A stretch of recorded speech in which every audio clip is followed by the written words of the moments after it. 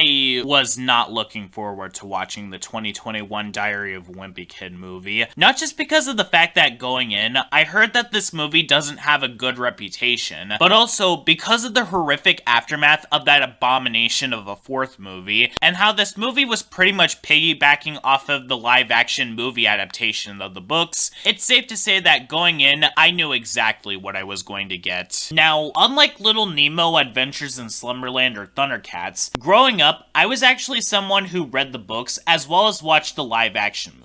Yes, even that horrendous fourth movie. A fun fact to know about me is that I don't read books all that much, because oftentimes I lose a place in what I read, I'm not interested in what's going on, I don't memorize things very well, and I do get overwhelmed when too many things are in front of me at once. Although, Diary of a Wimpy Kid was one of the exceptions where I was actually interested in what was going on, to the point where I know how the characters are like the back of my hand. And I know how the live-action movies are like as well, so I have more than enough knowledge to judge this movie both as a movie and as an adaptation. So, to start off this review, let me ask you guys a good question. Have you guys seen the first live-action movie, where Greg and Rowley start middle school, Greg and Rowley have a hard time finding somewhere to sit at lunch, they antagonize a bunch of teens during Halloween, and Greg accidentally breaks Rowley's arm? Well, if you said yes to that exact question, you don't need to watch this movie, because this movie and the live-action version are the exact same movie. Yeah, that's actually the first major issue that I have with this movie. If you've watched the first live-action movie, you know exactly how this movie is going to play out. It's that predictable. Essentially, it's the same exact problem that I pointed out back during my rant on Tom and Jerry, Willy Wonka, and the Chocolate Factory, where it feels like they decided to take a look at the live-action movie and copy most of its elements, and only slightly change some moments here and there. But at the exact same time, it also ruins some elements of the original movie, which allowed it to be worth watching. And I know that they did use the live-action movie as a reference, because it isn't a coincidence that most of what happened in this movie also happened in that movie. And what aspects from the original movie did this film ruin? Well, you remember how the original movie had plenty of time spent with Rodrick, Manny, and several others, including extra characters like Holly Hills, who was often there to help Greg and Rowley during their first year of middle school, and the character played by Karan Bar named Chirag Gupta, who was there to tell the story about the cheese touch. Well, I hope you guys said goodbye to them, because this movie omits so many aspects from the original film, to the point where it makes me ask, why should I even watch this movie when I could watch the live-action version and not only get the same experience, but also get that same experience, but so much better? With one of the reasons being that it's much more entertaining and has plenty of things to offer. What does this movie decide to do? Well, instead of focusing on the other aspects, this movie decides to hyper-focus on Greg and Rowley's friendship, to the point where all the other characters are either one-dimensional or one-note. And that is definitely understandable for why this movie decided to drop everything and focus only on Greg and Rowley, because the movie is only an hour long. And I actually mean that literally. Not an hour and a half or hour and 15 minutes like most movies are. The movie is only 60 minutes. So everything is constantly at breakneck speed to get to the next scene, to the point where certain motivations don't make that much sense now, and other scenes are severely rushed. For instance, remember how in the original live-action movie, how Greg and Rowley ended up accidentally antagonizing a group of teens on Halloween by saying that they're calling the cops, and Greg unintentionally damages their car, that they ended up holding a grudge against them? Well, that aspect of this movie is much weaker, as Greg and Rowley didn't do anything to really antagonize them that much. And what they do was by pure accident and through no fault of their own. It was the teens' fault in the first place as to why their car ends up getting damaged. In the original movie, it was Greg unintentionally but directly causing the teens' car to be scratched, so it was reasonable for them to hold a grudge there. Why would they even want to go after Greg and Rowley here when they don't do anything to really hold them responsible for their actions, and that it was the teens' fault? And when it comes to the friendship between Greg and Rowley, that too is portrayed much worse here than in the original film. I get that Greg was never really a likable character, nor was he ever portrayed in a positive light, Dog Days was an example of how heavily flawed he could be, but you could at least say that Greg was sort of caring towards others, and when he did lie, it wasn't ever out of malicious intent. Like, it was to avoid consequences, yes, but the most that he did was hurt others through his words and not physically. The football incident where Rowley has his arm broken is a good example of this. In the original film, yes, Rowley's arm also gets broken there, but the way that both versions execute this is like night and day. When Rowley broke his arm in that movie, Greg at least tried to take responsibility for his actions. It was only when Rowley started getting attention for his broken arm when Greg gets selfish. This version makes him even worse. Immediately when his best friend gets hurt, he's more focused with how he threw the football rather than the fact that his friend gets hurt due to his own actions. And not only that, this movie also gives us some new sequences that show him in an even worse light. As soon as he hears the news that Rowley's arm gets broken, he immediately tries to take advantage of this by using his best friend to get a table with him at lunch, and he also attempts to try and get away with it by having Rowley lie to his parents, which would have led to not only himself getting put into hot water, but Rowley would have gotten in trouble as well. By the way, going off script real quick, I know what you guys are going to say, and I'll address that right now. Yes, I am aware that Greg's mom caught wind about the fact that Greg told Rowley to lie to his parents. However, my point still stands regardless, because when Greg was about to tell Rowley's parents the truth, Greg chickens out of it at the last second, and he essentially gets away with lying. If you're going to do a remake of a movie from more than a decade ago, why change an aspect of the original which also showed Greg in an unfavorable light and make it worse? Because the original movie at least tried to give Greg some likability, they also completely removed the aspect of the original where Greg was escorting a group of kids home in the rain, and Greg mistakes a random car for the teenagers from Halloween and had the kids go into a hole, which gets Rowley suspended from the safety patrol, which is what led to Greg and Rowley's falling out. In this movie, on the other hand, what leads to Greg and Rowley falling out is a fight about his comic in the school newspaper.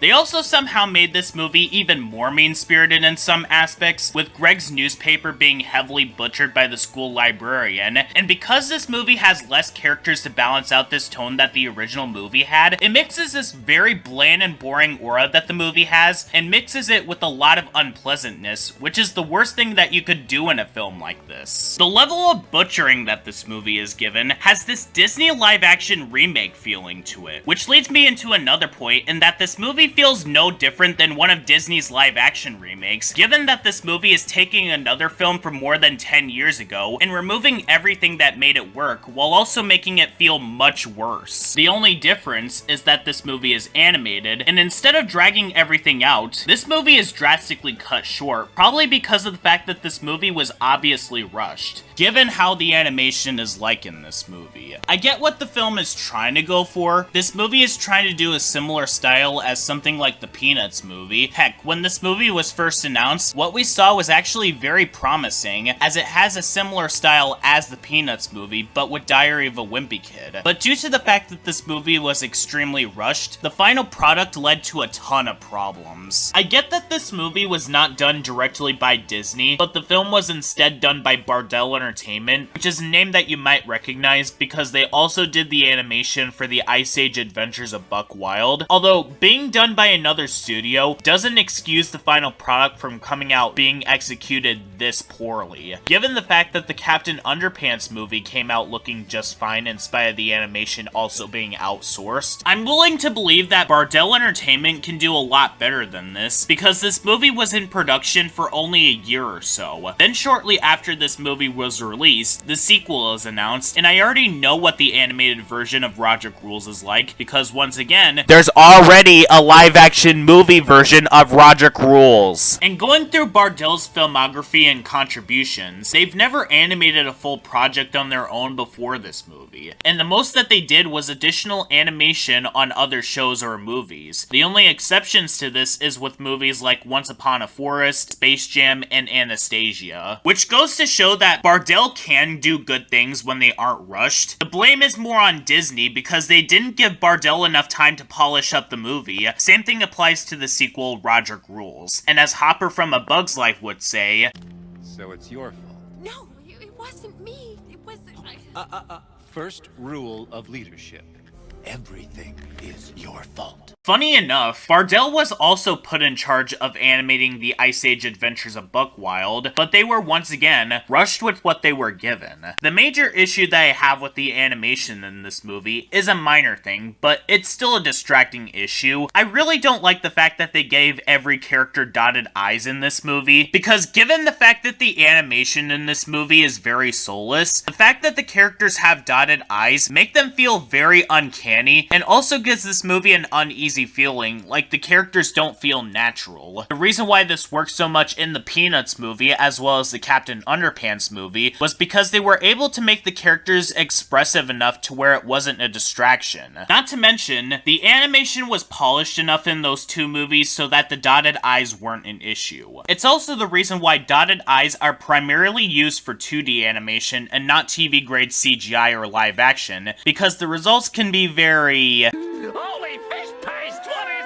that? But with the animation in the 2021 Diary of a Wimpy Kid movie, the animation is incredibly unpolished, like the movie wasn't given enough time to render properly. So the movie ended up being on par with the Sony direct-to-video sequels, like the Open Season sequels and Surf's Up 2 Wave Mania. Only, this movie doesn't even have smooth animation. The animation is very choppy and stilted, which only makes the fact that every character has dotted eyes become a worse issue. But with all that being said and done, I'd recommend skipping out on this movie and just stick with the original live-action film, because in spite of the fact that it doesn't have a good reputation either, you'll have a much better time with that movie because it's much more fun and does actually feel more complete than this movie, while for the 2021 Diary of a Wimpy Kid movie, it's not the worst thing ever, but it is pretty soulless and unfinished. I mean, it's still better than that horrendous fourth movie, because I could at least look back and say that I felt bored with this movie, rather than being absolutely uncomfortable and disgusted like I did with The Long Haul, though that's not saying much. That's like saying that underdone toast is better than burnt toast that tastes disgusting. A year after this movie, the animated version of Rodrick Rules was released, which I heard is no better, but I'll be saving that movie for a later point, as this review comes to a close. Back in 2023, Technically 2024, considering the fact that the following video was released in December of that year, I took a look at Diary of a Wimpy Kid 2021, the first animated adaptation of the Diary of a Wimpy Kid books, or as I like to call it, the watered-down remake of the first live-action movie from 2010. If you've seen my review on the film, if you haven't, go watch that video to get a refresher of what I fully think about that movie, since this review is going to be a follow-up to that, but with the sequel instead. But to summarize, the animated remake of Diary of a Wimpy Kid 2010 is basically just a watered-down version of the 2010 movie. Basically, imagine the live-action remakes that Disney had put out over the years, but you just make it animated instead. That's this movie in a nutshell, but instead of dragging everything out, they omitted so many elements from the original movie to the point where the movie has no time for us to get to know anyone else. Certain plot points make no sense now, and most importantly, it felt soullessly manufactured to the point where all of the soul and things that made the original so enjoyable are completely erased from the movie, leading the film to not have any rewatch value whatsoever, and I doubt that anyone would want to watch that film over the 2010 movie. Though, considering the fact that Disney presumably rushed the production of the film, that's probably the reason as to why it ended up coming out as rough as it was, or because of another factor. Jeff Kinney, the original author of the books, went to Disney wanting to be involved in the production of movies revolving around Diary of a Wimpy Kid, but the catch was that they had to remake the first two movies first before they could make something more original. Which is why in 2023, we got Cabin Fever, which finally had them go into a more original direction, but I honestly think that they should have done that in the first place, because we already have a live-action version of the first movie, and we certainly already have a live-action movie version of today's subject, Rodrick Rules. I really didn't have any high expectations going into this movie. Before I watched this movie, I've been hearing by word of mouth that this movie is just as bad, if not worse than the first movie, which I didn't even like in the first place. However, even those who didn't hate the first movie have said that they really didn't like this one, and given that we're now on season 2 of Sean's yearly reviews, I thought that it would be fitting to take a look at this one as SYR 212, since the first animated Diary of a Wimpy Kid movie was the 12th episode in production order. And yeah, this one is very, very bad. Full disclosure, in this review, I'm not going to touch upon the animation because I already touched upon it enough in the review of the first movie, and nothing about the animation in this movie has changed at all, presumably because this movie was in production immediately after the first movie wrapped up its production. And guess what? This film came out less than a year after the first, meaning that Disney gave them very tight deadlines. And it shows that they were able to get this movie done in under a year, because just like the first movie, this film literally does nothing but take elements directly from the original while not understanding what made the original work. Just like the original movie, this film omits so many aspects from the original live-action film, which results in this film to feel very incomplete, which is incredibly baffling because this movie is 14 minutes longer than the original. While it has been a while since I watched the live-action version, if you watched this movie with the most basic knowledge of what happened in the live-action version, you'd see that something is up immediately. Want to know how this movie begins? They start off the film by jumping immediately into the parents going away for the weekend, instead of simply building up to this. In the original film, the reason why the parents left them alone for the weekend was because Greg and Rodrick didn't get along with each other very well. This especially came to a head in the sequence where Greg gets humiliated at church because Manny left his chocolate bar in the car, which Greg sat on, making it look like he pooped his pants. And Rodrick basically puts his foot on the sweater to reveal the poop-like stain, causing Greg to attack Rodrick. So as a result of this, Greg and Rodrick were left on their own. But in this movie, there's literally nothing. Please tell me, Mr. and Mrs. Heffley, why do you trust Rodrick exactly? You guys have seen the kind of stuff that he would do. And you guys have zero reason at all to even trust him because he doesn't seem at all like he's someone who is very responsible. And when they proceed to have Greg and Rodrick stay with their grandfather, the question is then raised, why didn't they have Greg and Rodrick go there in the first place? Oh, it's because they wanted Greg and Rodrick to get along with each other. Gee, maybe if you showed that they didn't get along with each other, I'd buy it. I mean, he was barely even present in the first animated movie because they spent most of it focusing on Greg and Rowley's friendship. The live-action version did this after it was found out by the parents that Greg and Rodrick threw a party. Them having the reveal done after they were forced to stay with their grandfather just destroys the plot, because this moment proved that the parents couldn't trust Greg and Rodrick to be on their own, and the parents making them stay there emphasized this. And at least in the original version, Greg and Rodrick were on the same page until the liar reveal storyline came in, resulting in Greg and Rodrick going back to being on bad terms with each other as soon as both of them get grounded. Meanwhile, in this movie, Greg and Rodrick were on bad terms with each other for most of the movie. It starts off with Rodrick locking Greg and Rowley in the basement all night, leaving them with nothing to eat. And when Greg basically gets back at Rodrick by threatening to tell their parents about the party, he basically guilt trips Greg into keeping things under wraps, but yet he still treats Greg like absolute garbage after he decides to clean up the mess that was entirely Rodrick's fault in the first place. Now, I know I've gotten onto Greg during the review of the first movie for how he treated Rowley, basically using his best friend's injury so he could get a table with him at lunch, but it actually goes into the opposite direction this time around. Greg tries to do the right thing, but gets guilt-tripped by Rodrick not to tell the parents, despite the fact that Greg has every reason in the world to not feel sorry for Rodrick. I mean, when Greg and Rodrick are forced to stay with their grandpa, Rodrick deliberately spits milk onto Greg's pants and then forces Greg to change his pants down in the lobby, despite the fact that he'd get publicly humiliated as a result. And he also gets called a peeping Tom because he accidentally walked into the girl's bathroom. Yeah, because the only thing that men think about is wanting to look at other women, apparently. Also, these grown women are chasing after a child over a misunderstanding. Just wonderful. I mean, at least in the live-action version, it was shown that Greg was voluntarily only wearing his underwear when he tried to chase after Rodrick, who was staring in his diary. Here, Here, though, he was forced into this position. And in the live-action version, Rodrick only started acting like a jerk to Greg again after both of them get grounded. And by the way, in that movie, Greg actually did snitch on Rodrick. However, Greg was also trying to keep the events in the dark about what happened. It was only revealed that they threw a party because Greg and Rodrick took pictures and forgot to delete them from the camera. Here, though, Greg already took pictures, and because they randomly decided to have Greg be an idiot,